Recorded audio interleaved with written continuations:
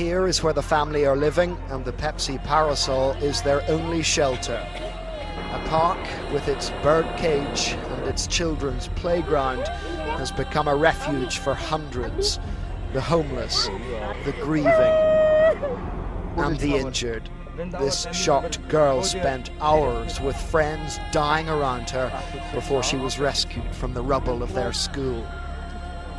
For days, all they've had is each other, but at last aid is arriving. This man was distributing a private donation. Desperation can be ugly. Large lorry loads of food, water and clothing have made it through, and every handout is mobbed. This is a pretty frantic rush for food, and that's understandable. Most of these people have had nothing to eat for the last 3 days. The army is struggling to maintain any kind of control here. In the city centre, these men were trying to recover the body of a government worker. Looking on was his son. Into his third day of waiting, Anwar told me that while it was his duty to be here, he was worried about the rest of the family. So we agreed to take him to them. They live on one of the high mountains that surround Musarrafabad. It's a difficult road, a 10-mile climb. Here too, death and damage was extensive. But right now, these survivors are the truly forgotten people of the quake. She's my sister. She's asking about my father. Yes, right. Anwar then told her the dreadful news that their father was dead. As we walked onto the collapsed house, Anwar explained that when the earthquake happened, he was in Islamabad. He got here as quickly as he could, only to find family members trapped in the debris. When I reached here, so my mother was here and my young brother was here. I bring them out. How many? Brought them out. How many hours were they trapped here? It's about 12 hours. You can say 12 hours. His mother said the rescue made her feel born again. After all she's been through, he hasn't the heart to tell her she's a widow. The family are now living in terrible conditions. They have only a little corn to eat. They will have to endure this existence in all weathers. Their neighbours were digging through the remains of their home to find food. They pulled out rice, which they'll eat once they've separated the grains from soil. That's what survival up here requires. With the rain coming down on a makeshift tin roof, we're getting a brief insight into what it's like to be an earthquake victim in the mountains of Kashmir. These people are pretty self-sufficient most of the time, but they're learning that when catastrophe strikes, they're so isolated that nobody's coming to help. We decided to go to Pakistan because if we didn't go to Pakistan, a lot of people would die. None of us had ever been to Pakistan. None of us knew anybody in Pakistan. And I don't think Pakistan was on our travel plans. We just went over to save lives. This was such a massive natural disaster that it would take the whole world to rescue the victims of the earthquake in Pakistan. So we knew if we didn't go, people would die that we were meant to help.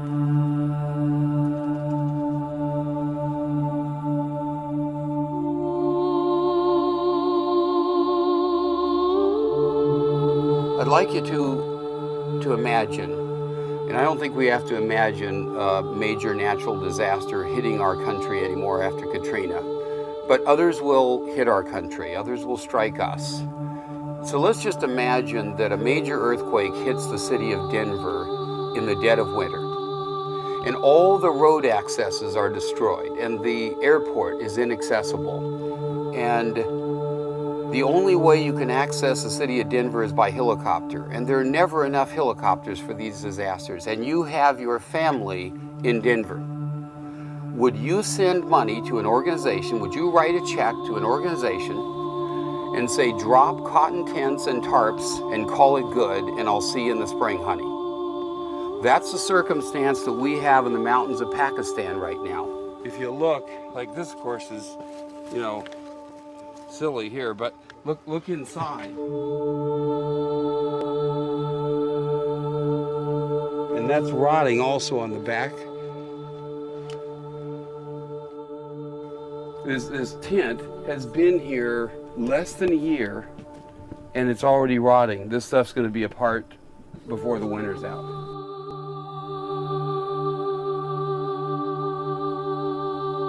See, some of what you're seeing through there is mud just coming up, and some is actual mildew. See right here? That's mildew, as well as some dirt, but most of that's mildew.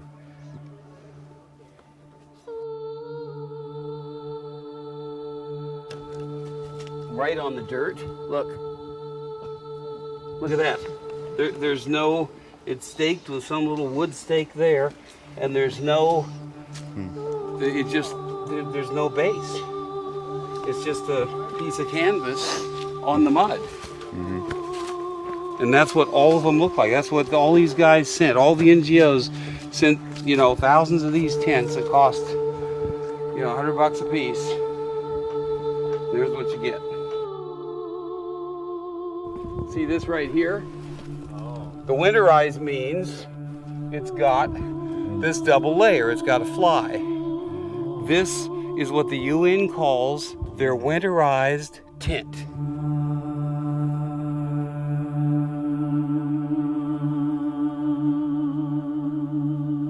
In these villages, there's about 8,000 people, and it seems like roughly about 50% of the people are children. Most families are anywhere from 8 to 12 children. A number of families spent the winter in tents just like this, and they had fires outside, staying warm the best they could, and most of them were having trouble staying dry. This is a tent that the UN would supply. Most people made it through the winter because it was a very mild winter. If it would have been a very severe winter, it could have been another disaster. One of the symptoms you're seeing here is a symptom of how NGOs operate. NGOs often operate by working with leaders, with village leaders, or even national leaders. Everybody knows, even though they don't say it, that village leaders or national leaders or regional leaders get benefits because they're the ones that the resources are being, you know, are being put through. There were tin sheets and canvas tents. Those are the main things that NGOs sent over here. So wherever you see those new shiny tin sheets, corrugated sheets, that means they got that, they put it on whatever they had before for a roof. They just drop them off on the side of the road and leave them there, and whoever can get them first gets them. Same thing happened with a lot of canvas tents. They just had truckloads of them, dropped them off on the side of the road. Usually village elders would get them, and they would end up distributing them, but they kept a lot of them. Like the village elder down here in Hedaba kept about 20 of the canvas tents for his own family, and then let the others go out to the villagers. You can't imagine the NGOs don't know that goes on. So they know that they're keeping a certain percentage of it, and then they're just hoping that a certain amount of it gets distributed to people who really need it. It's kind of a lazy way of doing it. It's not that they're not trying to help people, and they are helping some people. It's just that they're minimizing the help because of their logistics.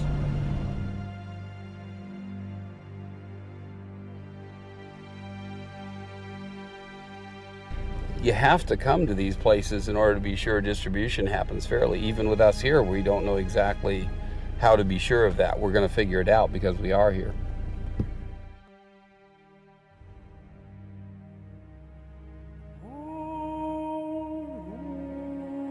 We do come from a very, very different culture than the culture we found in the mountains, but by halfway through the time we were there, we all behaved like we were a family, and though we hadn't been there very long, we all behaved as though we'd known each other our whole lives. The children played with us, the young men adored the slightly older young men and followed them around and worked hard with them. You could tell they were modeling after them. The women and the young girls began to really attract very closely to the women on our team, and they laughed and congregated and shared clothes and shared gifts, just got very close to each other, just like you'd expect people to do who were brothers and sisters or cousins.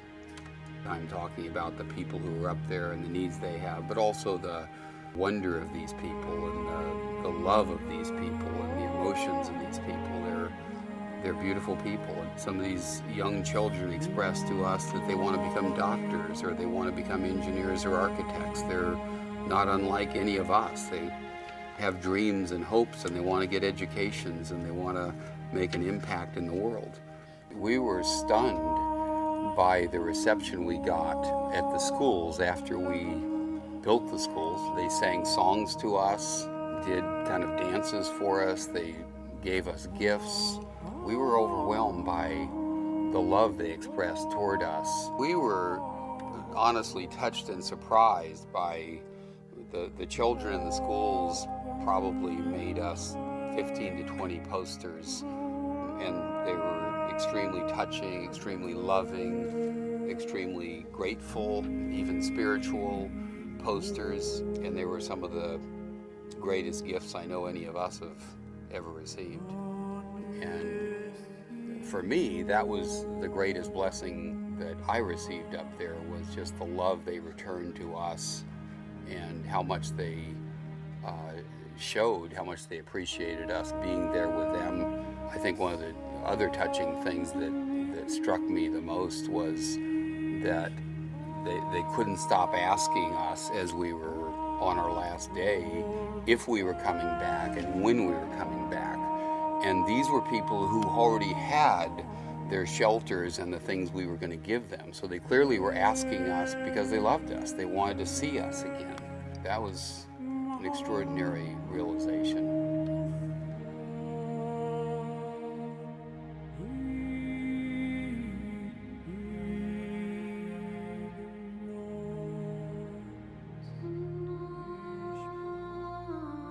Leadership is needed on these mountains. Vision is needed on these mountains. People who will overcome obstacles are needed on these mountains. People who will lead other people to help people in these mountains are needed.